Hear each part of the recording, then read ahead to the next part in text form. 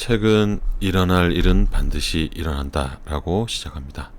앞으로 5년, 20년 후 대한민국, 그 다음에 앞으로 장기간 시간이 지났을 때 자산시장은 어떻게 변할 것인가, 들어가기 전에 최근 좀 부정적인 전망을 내놓습니다. 그리고 이 주장의 근거가 되는, 가장 큰 근거가 되는 금리 전망이 현재까지 틀려버렸습니다. 쭉 오른다 그랬는데 현재는 다시 내려왔죠. 그럼에도 불구하고 이 책은 읽을 가치가 충분히 된다고 생각합니다. 내용이 좋고, 그 다음에 배울 점이 많습니다. 경제에 대해서, 전반에 대해서. 이렇게 표로 정리를 해놨는데 2019년, 20년 여기가 현재죠. 요때 금리가 오른다고 했는데 오르다가 떨어져 버렸습니다. 바뀔 수가 있다. 무슨 말이냐? 예전에 필리핀보다 우리가 훨씬 한 국민소득이 3분의 1 정도밖에 안 됐는데 지금은 한 14배 정도가 되더라. 예전에 70년도에 아르헨티나가 우리보다 한 4배는 더 잘 살았는데 지금은 우리가 한 10배, 11배 정도, 12배 정도 더 잘 살더라. 그러면 우리도 나중에 좀 못 살 수도 있지 않겠느냐? 이 책에서는 그런 방향으로 보시면 될 거고, 결론은 그렇게 되지 말자는 거예요. 금융위기가 발발하고 그 다음에 글로벌 경쟁력을 상실하는 그런 시나리오로 갈 가능성이 굉장히 크고, 그렇게 되면 일본처럼 잃어버린 20년이 된다. 잃어버린 20년을 피하기 어렵다라고 하면서 부채도 안 좋고 우리나라 이제 패러다임 전환을 해야 되는데 그렇지 못하고 미중 패권 전쟁 때문에 영향을 받고 간접적으로, 직접적으로는 다음 타겟이 한국이 될 수도 있다. 한국의 성장 시스템의 한계. 요중에 부채 성장 시스템 보겠습니다. 부채는, 우리나라 개인 부채는 다른 나라들은 2008년 이후로 쭉 줄어드는 데 비해서 다른 나라들은, 우리나라는 쭉 늘어납니다. 거의 GDP의 250% 넘을 정도로. 그 다음에 가처분 소득 대비해서 부채 비율도 한미일 세 나라를 비교했을 때 한미일 중에 미일은 줄어들거나 보합인데 한국의 가처분 소득 대비해서 가계 부채는 가파르게 늘어나더라. 예전에 밥도 못 먹고 다닐 때가 있었습니다. 80년대쯤 돼서, 80년도 70년도 후반 정도 돼서 우리나라 사람들이 평균적으로 밥 3끼를 안 굶고 먹었다고 하는데, 그전에는 밥을 못 먹으니까 만나면 밥은 먹었냐. 예전에 경공업 할 때 그런 모습이고, 근데 이때는 이런 시스템이 잘 먹히죠. 성장 시스템이. 그리고 현재는 여기서 이제 한 단계 넘어가서 조금 더 고부가 가치의 어떤 제조업을 하는데, 우리가 이제 살려면 여기서 한 단계 더 가야 된다. 왜? 중국이 계속 따라옵니다. 자, 1단계는 이런 저급 습득 기술로 단순 노동력으로 할 수 있는 그런 수준의 제조업이고, 2단계는 이제 조금 모방도 하고 조금 숙련된 노동력을 필요하는 그런 산업, 3단계는 고도 혁신 기술, 창의 노동력, 제조를 하더라도 아이폰을 만든다, 이런 거는 이제 요 3단계에 해당하겠죠. 우리는 이 세 가지 단계 중에 두 번째 단계에 해당하는데, 빨리 우리도 세 번째 단계까지 올라가야 계속 성장을 이루어낼 수 있을 겁니다. 예전에 차화정 하면서 주력 산업, 주력 종목 코스피에도 있고 실제로 수출도 얘들이 많이 하고 할 때 참 좋았는데, 지금은 삼성이나 하이닉스 반도체 이런 쪽 빼면은 별거 없어요. 우리나라 제조업 가동률하고 재고가 2010년 정도 기점으로 해서 재고는 늘어나고 가동률은 떨어지고, 금융위기 시나리오 중에 우리나라 자체적으로 뭔가 하나 터진다라는 거는 금리가 가파르게 인상되고, 기존금리가 인상되면 시중금리도 여기서 한 1에서 1.5 더해서 부담이 되기 때문에 금융권에서 우량 자산을 매각하라는 압력이 생기고 기업 매출도 하락하고 개인의 급여가 또 하락하거나 혹은 회사가 망하면 실직하게 됩니다. 그 다음에 뭐 국가 신용 등급도 하락하게 되면 이자 비용이 또 늘어나고 또 자산 가치도 또 하락하고 자꾸 악순환의 고리가 돌게 되죠. 유동성 위기는 유동성이 줄어들 때가 아니고 증가 속도가 감소하는 시기부터 시작한다라는 말이 있습니다. 두 번째 시나리오는 더 안 좋은 시나리오인데 중국의 유탄을 맞아서 우리나라의 금융위기가 발생하는 건데 중국은 잘 나가지 않느냐 G2인데 UBS에서 중국의 경제 성장률이 2019년도에 5%대로 주저앉을 수도 있다라고 했습니다. 내년 되면 알겠죠. 중국이 뭐가 안 좋은데 중국 정부 부채가 2008년 이후로 가파르게 늘고 있습니다. 재고도 최근에 많이 늘고 있습니다. 그 다음에 최저임금도 2008년부터 2018년도까지 3배가 올랐습니다. 중국은 이제 더 이상 값싼 노동력을 이용하는 제조 기지가 될 수 없죠. 그래서 베트남이나 이런 데로 많이 떠나는데 중국에 남아있는 제조 공장들은 중국 시장 때문에 어쩔 수 없이 남아있는 회사들이 많습니다. 글로 조금 요약을 하면 제조업 경쟁력이 약화되고 공급이 과잉이다. 수출도 최근에 좋지 않고 투자는 부동산 쪽에 의존이 너무 많다. 부채도 세계 2위 규모고 중국도 심각한 게 지금 고령화죠. 저 많은 인구가 이제 늙어가면 누가 다 밥을 먹이느냐? 젊은 사람이 먹이게 된다. 부의 불균형도 심하다. 그 다음에 중국은 요즘은 이제 그게 풀렸는 걸로 알고 있는데 오랜 기간 한자녀 정책을 했죠. 그래서 보통 소황제 이렇게 부르던데 엄마 아빠한테 용돈 받고 할머니 할아버지 용돈 받고 외할머니 외할아버지 용돈 받고 이러니까 젊은 애들이 소비 성향이 너무 강하대요. 그래서 실제 여기 설문에도 보듯이 50% 정도는 저축을 안 한다. 그 다음에 노동 경쟁력이 약화, 아까 말씀드린 내용 중에 하나인데 이게 제일 큰 문제입니다. 중국에 위기가 올 수 있는. 그 다음에 외화 채권의 80%가 달러에 연동돼서 달러 강세, 약세 영향을 받을 수 있고 미국 금리에도 영향을 받을 수 있다. 지금 대한민국은 최근에 2019년 9월 26일 뉴스인데 금융안정지수가 3년 6개월 만에 8을 넘었다. 8.3이 됐다. 이게 뭐냐? 금융안정지수라는 건 말 그대로 일정 수준 이상 올라가면 위험한 지수인데 외환위기 때 우리가 거의 100까지 올라갔고 글로벌 위기 때 53까지 올라갔고 22가 넘으면 위기, 8이 넘으면 주의. 아마 22 정도 넘으면 그때 지금 코스피는 한 1500, 1300쯤 안 되겠어요. 근데 지금 최근에 8.3이 돼버렸다. 그 다음에 OECD 경기 선행지수도 2017년까지만 해도 한국, 중국, 일본, 미국 중에 우리나라가 제일 좋았는데 제일 가파르게 떨어져서 현재는 네 나라 중에 제일 안 좋더라. LCD 물론 이제 요즘은 OLED 쪽으로 많이 넘어갔지만 LCD도 2018년도에 중국에 따라잡히고 스마트폰도 화웨이 그 다음에 샤오미, 오포 이런 게 많이 치고 올라온다. 그래도 1등이네. 근데 문제는 이렇게 경쟁이 되면 수익률이 떨어지죠. 경쟁하려면 싸게 팔고 해야 되니까. 그 다음에 조선도 중국이 많이 따라왔고 이거는 한경련 아마 2019년 자료였던 것 같은데 2000년도에는 일본이 전 세계적으로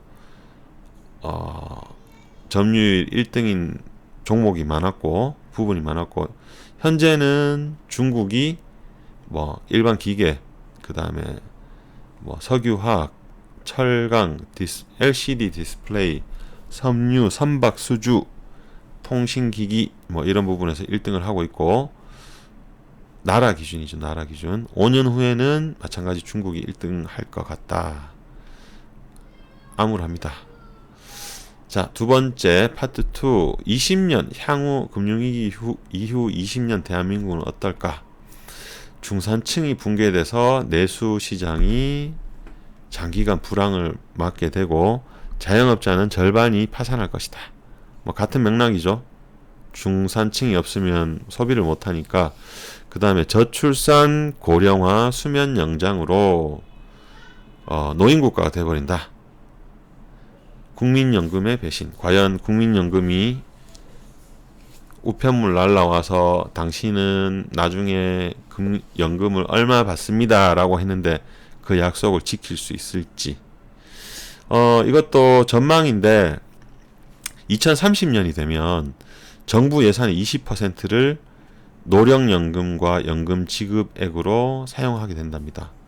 그리고 이렇게 되면 안 되겠지만 이때는 저도 이제 노인이네요. 2055년에는 68%, 거의 70%, 정부 예산의 70%를 노인들한테 지급을 해야 된다 라고 나옵니다. 현재 2010년 정도에는 인구 피라미드가 좀 똥똥한데 나중에 2050년 정도 되면 피라미드가 아주 얇아집니다. 특히 하체가 부실해요. 젊은 층이. 그래서 지금은 6.2명 정도가 노인 1명을 부양한다면 2060년이 되면 1.18명이 1명을 부양합니다. 뭐 다 세금이죠 뭐. 일본을 보면 세율이 높습니다. 현재 기준으로 연봉 5천이다 하면 세후 한 11% 우리나라는 떼는데 일본은 5천이라도 4천이 안 돼요. 1천만 넘게 떼기 때문에 국가는 부자고 국민은 팍팍하게 산다. 역동성이 떨어지고 성장성이 저하된다. 주택가격 보면 2010 한 2년 3년 저점 찍고 그 다음부터 조금 오르고 있는데 우리나라도 그렇고 일본도 그렇고 앞으로 주택가격이 오르더라도 대도시 안에서도 요지 위주로 오르고 그 이외 외곽은 아마 일본도 지금 별로 안 오르고 있거든요. 도쿄 시내 이런데 오사카 시내 이런데 뭐 오르지 딴 데는 잘 안 오릅니다. 우리나라도 그렇게 될 가능성이 크다. 자, 일본과 우리나라는 한 20년, 25년 차이가 난다고 하는데 실제로 GDP 성장률을 그래프 두 개를 딱 겹쳐보니까 거의 비슷하게 가더라. 20년을 차이 나게 해서 갖다 대니까. 일본 셀러리맨 평균 급여가 일본은 매년 낮아지고 있습니다. 2002년부터 2012년까지 계속 올라야 정상일 것 같은데 이제 성장률이 낮아지면 급여도 그렇게 안 오를 수가 있어요. 짜장면 가격 보면 예전에 뭐 오락실 50원 하고 호빵 100원 하고 이럴 시절이 있었는데 브라보콘 150원 뭐 이럴 때가 있었거든요. 근데 짜장면 20원 할 때도 있었고 1,400원 할 때도 있었고 3,000원 할 때도 있었는데 요 가격 상승 퍼센티지는 거의 이만큼 성장률 퍼센티지로 보면 되거든요. 근데 앞으로 경제 성장이 거의 0에 가까이 수렴하면 10년 후에도 짜장면이 뭐 지금 한 4,000원이라면 10년 후에도 4,000원 할 가능성이 큽니다. 나머지 자산 가격들도 마찬가지겠죠. 자, 일본은 우리와 다르다. 왜냐면 일본은 엄청난 버블을 겪었으니까. 이분도 이 책에서도 그 부분은 전적으로 동의합니다. 동의하는데 우리나라 부동산은 조금 특이성이 있다. 그리고 또 특유의 약점이 있다라고 합니다. 뭐 미국이나 일본에 둘 다 버블기를 겪었고 미국은 2008년 이전에 일본은 80년대 후반에서 90년대 초반 버블이 있었다. 자, 한국 같은 경우는 명목지수, 실질지수가 있는데 명목지수는 실제 가격을 의미하고 실질지수는 물가를 감안한 가격인데 1990년대 완전 폭등했죠. 전국적으로 막 30%씩 올랐으니까. 우리 재작년 2018년 뭐 이럴 때 서울 집값 많이 올랐을 때 아마 10% 안 올랐을 거예요. 전국적으로는. 근데